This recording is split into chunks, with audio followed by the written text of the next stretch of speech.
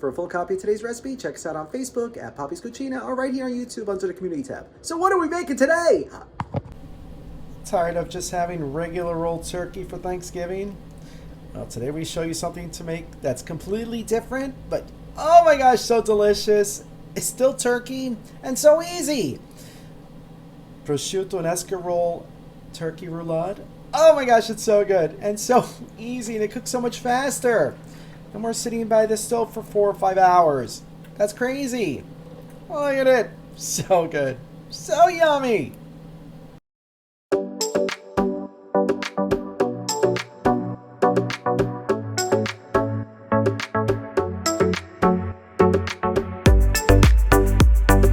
Alright, so the first thing we're going to do is prep our stuffing for the roulade. So here I have a head of escarole.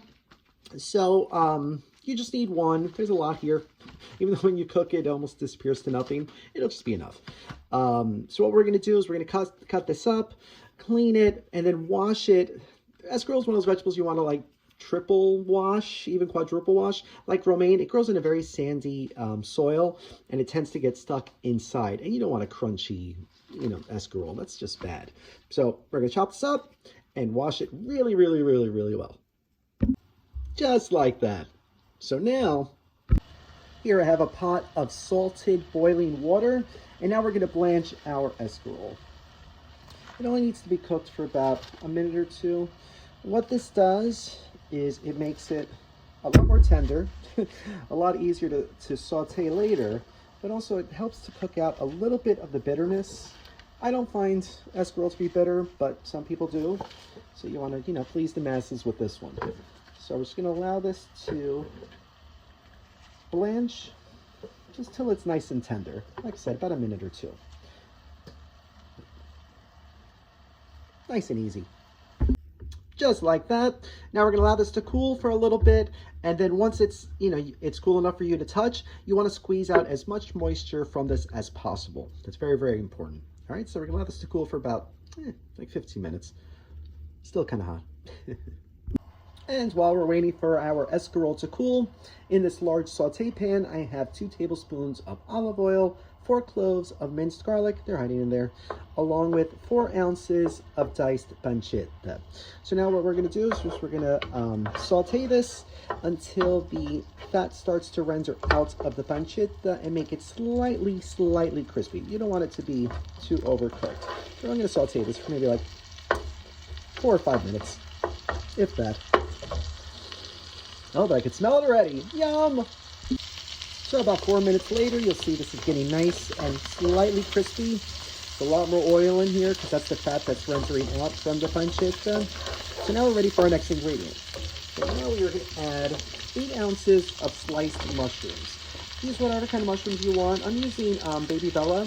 I like these. They're a little bit more substantial than the white button, but you can use the white button. You can use portobello, porcini, shiitake, use whatever kind of mushrooms you want, but you want them nice and thinly sliced.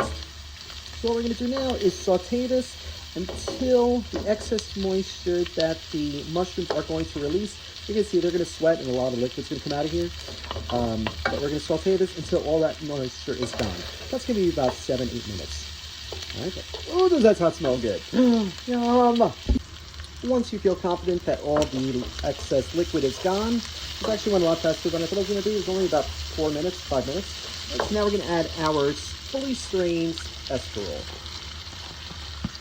Now we're only going to saute this for just a couple minutes, mostly to get the escarole coated with the oil and the flavors of the pancetta. You just want everything fully incorporated, but most importantly, now this is when you want to adjust your seasoning. So once you feel everything is fully mixed together, taste it. See if it needs some salt, pepper, maybe some more garlic. Maybe it needs nothing. Pancetta's can have some salt to it. But, I wish you could smell this. Oh, it smells divine. Once you've tasted it, you've adjusted your seasoning. Try not to eat it all because this tastes amazing. Oh my God, it's so good. We're going to remove this from the heat and allow this to cool for just about like a half hour, the length of time it's going to take us to pretty much prep the turkey breasts. But wow, this is good. And you don't want to put this in there hot because then it might start cooking the turkey, and we don't want that. That's a mess. All right, now let's prep that turkey. So here I have two boneless turkey breasts. It had the skin on. I took the skin off. All right, so make sure you want to clean it, get off any of the excess fat that you might not want. All right, so now we're going to butterfly these very carefully. So you just want to hold it down like one side.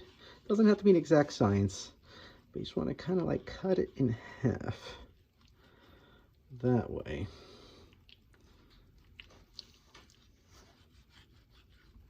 Get the gist? All right, so we're gonna keep doing that.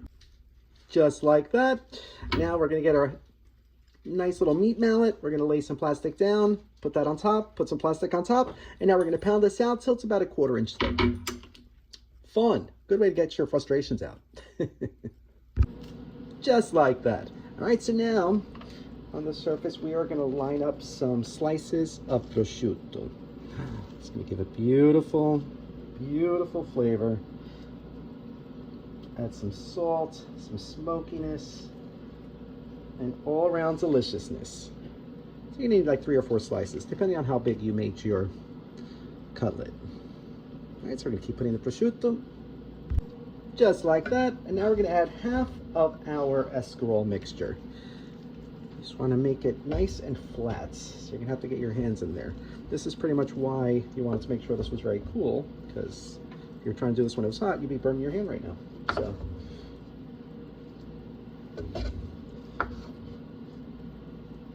that's about half. Now we're just going to spread this out all nice and even.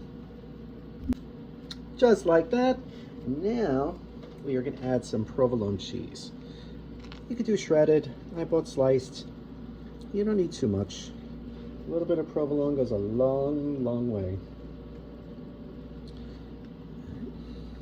Like that. And now we're ready to roll. So now, we're just going to go from one end up.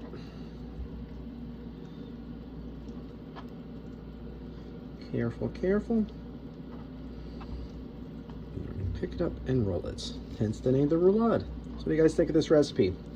There's a lot of steps involved, I know, but still really easy. And it cooks a lot faster than a whole turkey. I'll tell you that much. And that's it. We rolled it up. So now we're going to tie it. So here we have some regular twine. We're just going to tie it like that. You don't want to squeeze it too tight, but you want to make sure it stays together. All right, so we're going to do a couple more. Just like that.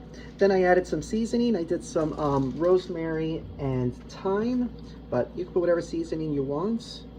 You know, whatever your preference, but I love how rosemary and thyme work on poultry. Now we're going to add a little bit more garlic. You can never have enough garlic, right? And lastly, that skin you saved, we're going to put it right on top. Because there's always somebody that loves the crispy skin. You don't want to upset them, right? All right, look at that, it's all set. So now we're going to prep the other one. Just like that. Yep, forgot the skin. All right, I'll put that on later. All right, so now we're ready to roast them. So now we have it in our baking dish. You want to put it on a rack. If you don't want to use a rack, use some vegetables. I'm using potatoes, and I added 1 cup of a dry white wine. If you don't want to use the wine, you could do the chicken broth or a turkey broth. All right, but you definitely want to add the liquid to the pan, even if you're doing it without the vegetables and you're doing it on a rack. So into a preheated 375-degree oven, it's going to go for just about an hour. Maybe a few minutes less, maybe a few minutes more.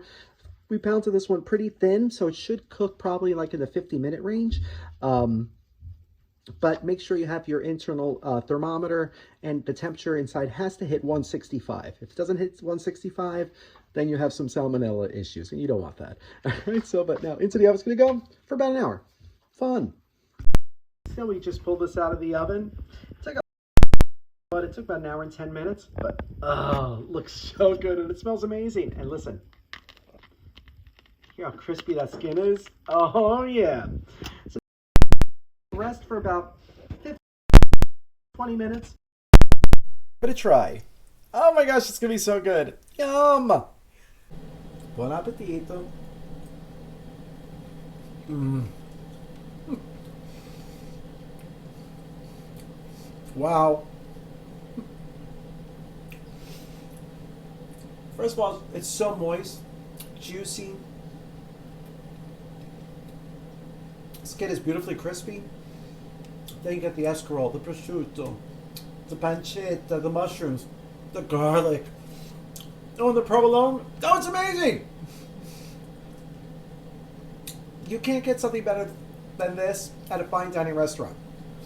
And it would cost you outrageous money. So good, so easy! So if you try this recipe, let us know. Thank you so much for watching. If you like this video, be sure to subscribe to our YouTube channel at Poppy's Cucina. Thanks! Wow, I am loving this. But you're gonna love the cocktail too. Let's do it!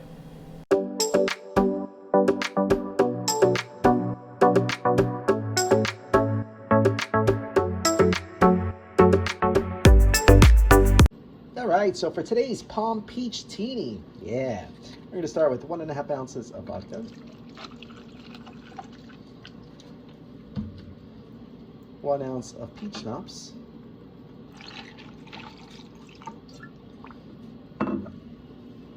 1 ounce of pomegranate liqueur.